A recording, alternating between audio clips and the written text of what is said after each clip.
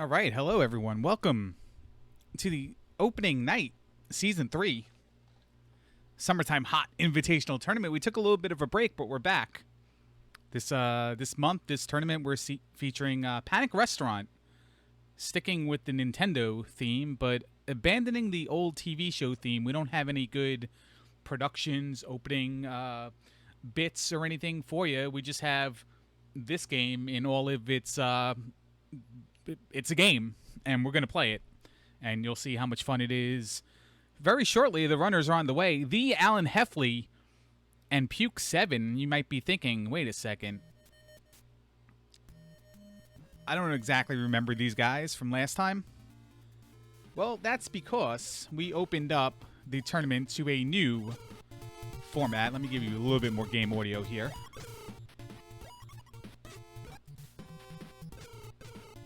We are a 16-person tournament now. The format that you remember that was 8 players divided into 4 groups, 2 groups of 4, that remains the same. The only difference being that there's 2 of them now. There's the Upper Decker, which are the 8 original members that you remember from the last 2 seasons, and there's 8 newbies. They make up the cesspool, the septic tank, the lower bowl, whatever you want to call it.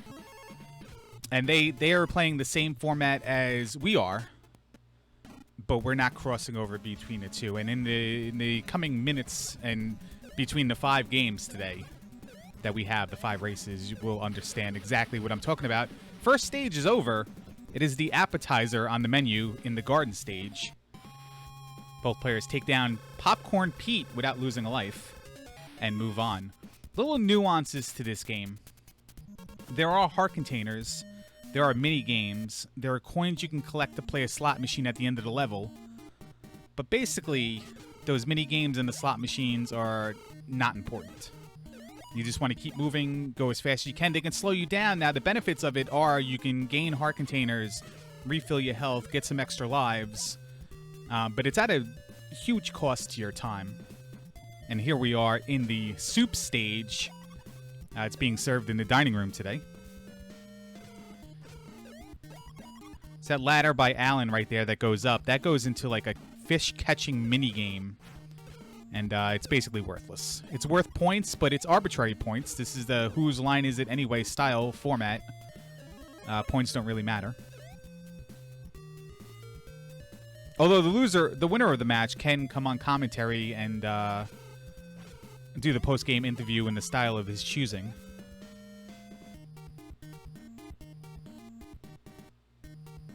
Puke takes a death there, gets hit with the electricity apple core combo.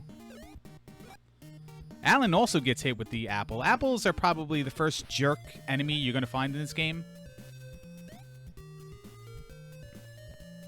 Very quick to explode, and you have to be in the right area to either avoid it or to knock the slices back in the opposite direction. Puke takes another hit there, trying to jump over a pizza. The lore of the game is all the food has received the X gene, and they're now mutants. And there's this dude called Odove who's doing something. He wants to take your restaurant or something. I don't know. It's a really dumb game. You get some power-ups in the game, though. The candy will refill your health, or at least one heart. Puke then dies again. A candy will refill 1 health. The lollipop will refill your health and give you an extra heart container, maximum 4. You start with 2. Chef's hat, well, they're extra lives. The spoon right there that Alan picked up is range. You start with a frying pan, and it goes from a top-down motion. The spoon kind of swipes. And here's the boss of the dining room, Microwave Mick. Yes, the enemies do have names.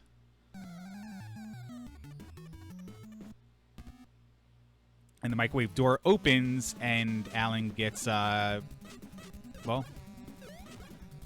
gets a cock to the face, basically, is what that was.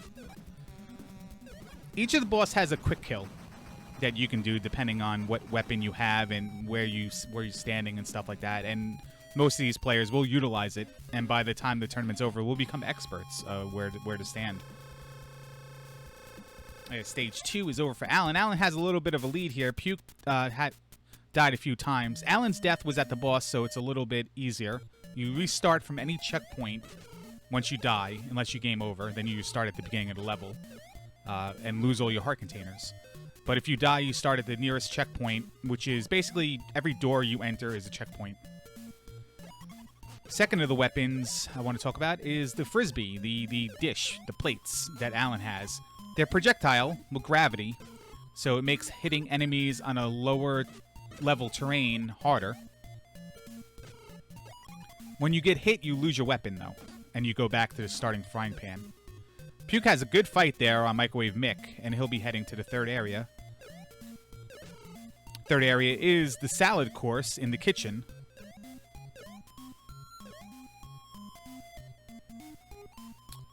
Alan just passed up the fork right there. The fork is the worst item to grab in the game. It gives you a pogo effect, where if it's like a Zelda 2 downstab, you can kill enemies, but you have to be so precise that you often jump into the side of them. Because it's a pogo stick, you're automatically jumping. Like that stage in Wacky Races on the clouds. And you have to time it so perfectly that if you're trying to do the level as fast as you can, it doesn't time up well with you moving. And you have to stop and adjust yourself, and it's just awful. So just don't take it. Alright, apple cores are bad. Toasters are worse. 2 slices of toast pops out.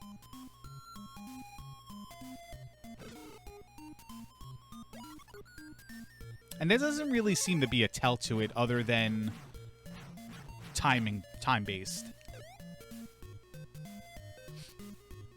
And one of the nuances of this game, or the annoyances... Well, Alan right there, let's talk about that. Alan right there on that little blue block he just fell down to. This is one of the areas in the game where you can save a little bit of time by taking a damage boost. Get hit by a piece of toast, and you can just pop up to that second platform. But Alan opts to skip it and just go for a second attempt.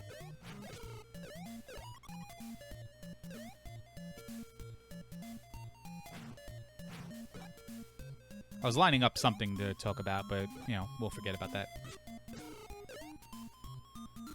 Oh, there it is. Puke7 just did the skip. Nicely done. So this game is being featured in the Big 20 event, where players have 1 month to learn 20 games and complete certain objectives and goals in them, ranging from beat the game to beat this stage to obtain this item kind of goals. Panic Restaurant is part of that. Alan's at the third boss here, Willy the Wok, or Willy Wok. Get a quick kill on top, and he'll never jump down to the bottom. And Alan does just that.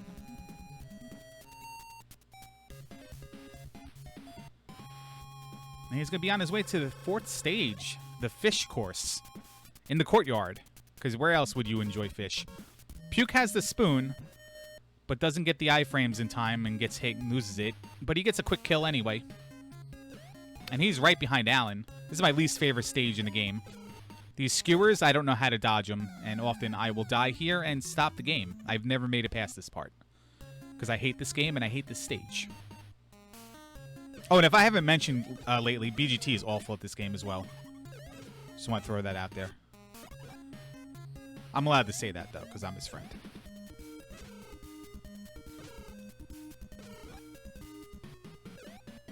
So we're synced up here. We got a virtual dine and dash. I don't even know what to call it. Puke takes his first lead pretty much of the game.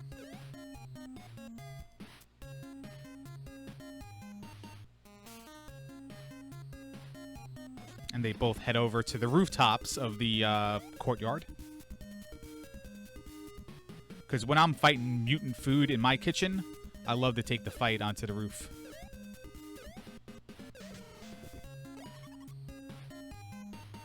Alan's a little bit careful with the thunderbolts.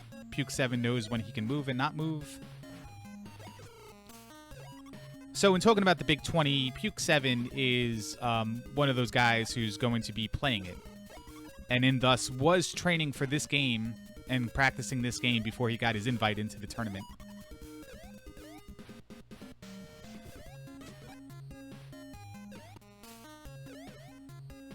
Alan's going to go for the refill there. He had maximum heart containers, but it's, again, the lollipop also works as refilling all your health. Puke has to do a little bit of a buffer there, a little pause, a little stutter. Oh no, Alan takes the fork. Wonder if that was by design or not. Let's see if he tries to get rid of it. Well, he gets hit, so you lose it anyway. You can see what I mean about how it's awful. Oh, the pots. The pot. You put up the pot on your head, you spin around for a while, and before the pot disappears for whatever reason, you're invulnerable. Consider it like a star in Super Mario Brothers. You're not immune to the spikes there, though, so that chef hat 1-up above those Ginsu knives, it's, yeah, you're going to find a few misplaced 1-ups in this game, extra lives, that you're only going to fall to your death if you try to take them. Puke's on the boss here. Patty O'Burger. Yep, Alan takes a trust fall into a bunch of knives as Puke moves on to stage 5 here. So a couple early deaths for Puke, but a couple good boss fights and late deaths for Alan vaults Puke into the lead. Now we're on... Now follow me here. We're on to the 5th course. It's the meat course. And it's in the freezer. Just... It almost seems like I'm making this stuff up. Alan lands on the table and makes it to Patio Burger. No, he does not. I'm sorry. There's one more stage, one more checkpoint first. I told you I did not complete this level yet.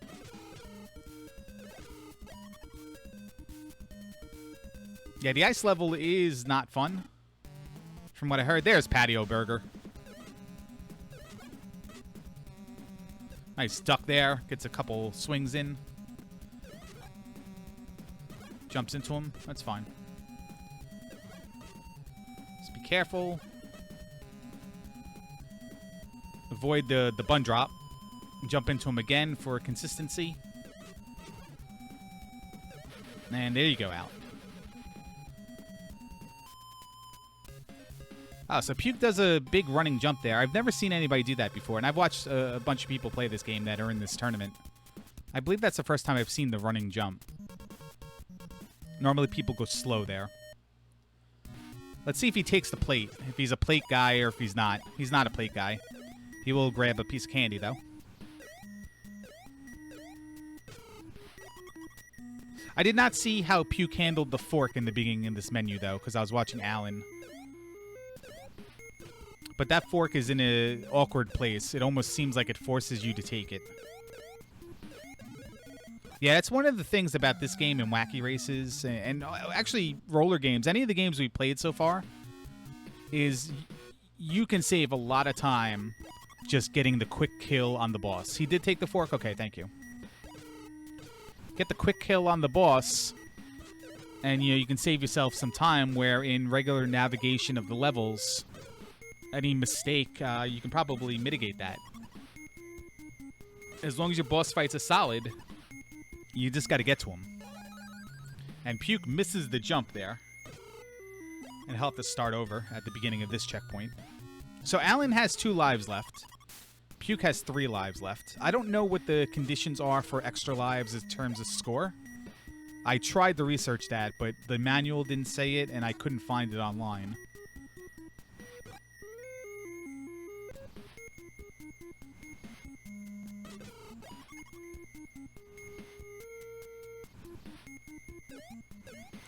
So Puke grabs this spoon, and now he's at the sexy ice cream. The frozen Fritta.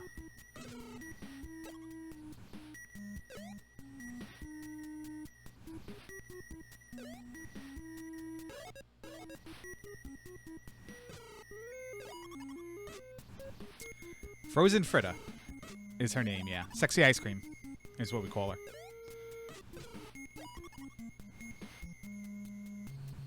And that's stage 5 down for Puke. Slot machine time. Nope, he's not going to do it. All right, dessert time. So what better place to eat the dessert? No, not your freezer, but in the basement. Remember, we eat the meat course in the freezer. We eat the dessert course in the basement.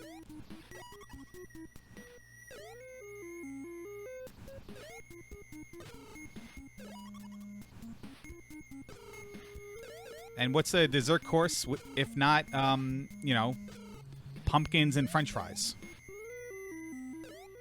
And pancakes on a stick. That's what the menu's serving up today. This is one hell of a restaurant. Puke spins his way through half of this checkpoint. That's a tough jump right there. Puke handles it. I've seen a lot of people die on that one jump. There's like several, in watching other people play, you are right, pumpkins can make good desserts. But the fries, I don't buy into the dipping fries into milkshakes thing, so you can't convince me that that's dessert. That's like pineapple on pie. It's, you know, whatever. We have an appearance of a waterfall in a basement with fish as fries shoot at you. So the fish did not make their appearance in the fish level, as we have a sexy ice cream fight going on. No, we saved the fish for the dessert course. All right, sexy ice cream downs Alan, or melts Alan, I guess we should say, if we're going to start doing puns for this game. And he's on his last life. And this is devastating, because if he gets wamboozled here, he goes back to the beginning of the meat level and goes back down to 2 hearts. And there it is. Alan gets wamboozled. Chef Boyardee has to go all the way back to the beginning. I feel like it's unlimited continues, else BGT would have complained about that. And he goes back to the beginning of the meat level in the freezer. Never gonna let that go. Wow, he gets hit by Mr. Softy ice cream cone into death nail trap combo. And he's gonna start over again. Meanwhile, Puke, this is where I believe he died the first time, and again, he did the same combo. Fry to the face into the moving up and down spears for no reason. Combo.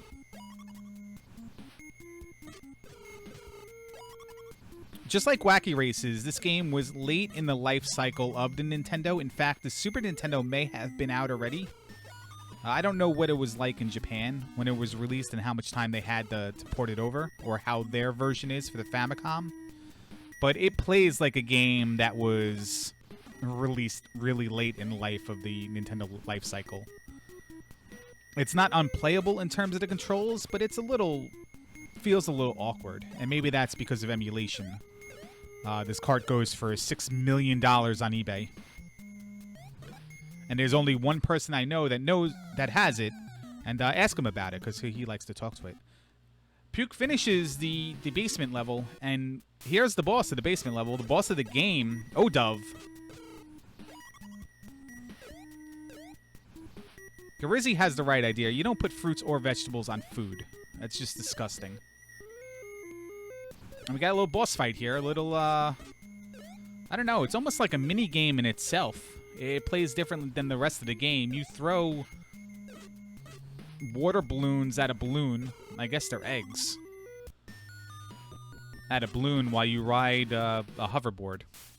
It makes sense. Like, those who aren't in the restaurant business or did not go to culinary school, you don't really have an idea on how this works. But Puke7 does, and Puke7 is our first SHIT Season 3 winner of the opening match in a time of 18 minutes and 44 seconds. Alan's going to continue his way through the meat area of the freezer. Of course, for me to interview him, I've got to actually be in the Discord channel. That's my bad.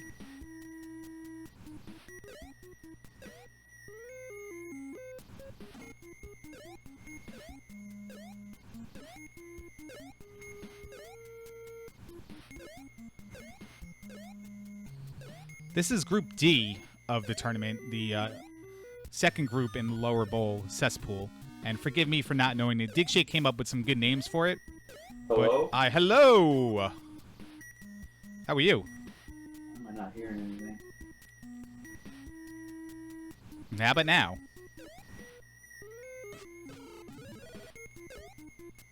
I'm not hearing anything. Well, I'll continue to talk then and interrupt me when you do hear me. He is in the lower bowl here. Group D. I believe maybe he called this the dessert or the fish group. I got to get the real terminology here. Digshake put a hell of a job in the pregame show. Puke is now 1-0. Alan is 0-1. Random Effect and Jackamus are the other two in their group. And can you hear me now? What? Hello. Damn it, I just closed it.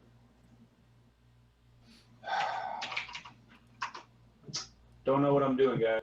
It's all right. Get the camera up. All right, we're going to try to come back to Puke. Puke, if you can hear me, just like throw up an X or something in IRC, and I can, well, it looks like he's going to try to restart. Alan's going to make his way to through this level. He's now in the basement. I missed the sexy ice cream fight.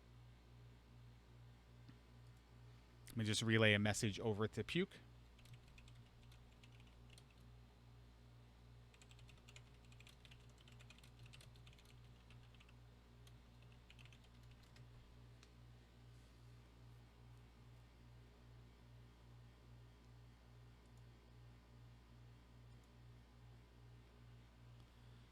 All right, let me put on Alan's audio once again. Opening day jitters here, both for the restreamer and for the racers. This is Puke's first tournament, first race actually on SRL.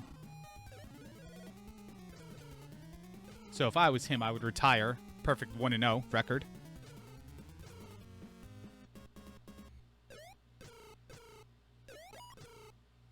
See, Alan took a different path through that level. I wonder if that has to do with lag reduction. Again, Puke is playing this for... Hold on one second, Puke. I got you kind of muted. Hello. That was my fault. Puke joined me again, and I had his volume lowered. We'll try it again. I mean, we're not going to reach Coach Crab levels of... Hello. I can hear you on the stream, but I can't hear you in Discord. You can't hear me now? I mean, we're not going to reach Coach Crab levels of... Hello. I can hear you on the stream, but I can't hear you in Discord. I got my volume through... He's got my volume through his volume, so I can't really... Yeah, I can only hear the stream. Hold on, I'm going to play with my settings. All right, so I'm going to mute him again. Make sure you check the next race. 9 o'clock Eastern Time.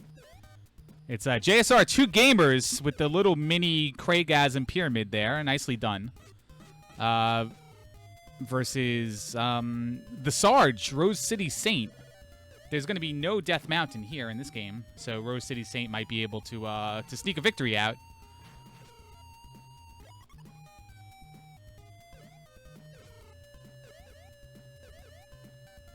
So what I was going to say before about when Alan was using the pot and took a different line than Puke did when he went through there is Puke is learning this for Big 20. There might be some collaboration going on as far as sharing knowledge between those runners. And one of those things might be lag reduction. Puke, let's try this one more time. Hello. Ow. Am I loud? Ow. Voice output device.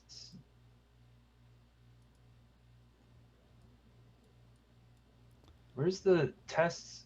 Make sounds. Make sounds so I know. I'm making sounds, man. I'm listening to you. I'm listening to the tutorial, but you're on a delay, so it's kind of screwing sorry, up. Larry. Oh, yeah. Discord is just not producing any sound. So, I don't know. You can't talk to me. I can only talk to you.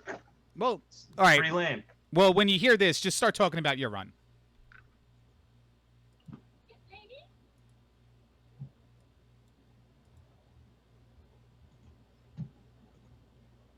Wait for that delay.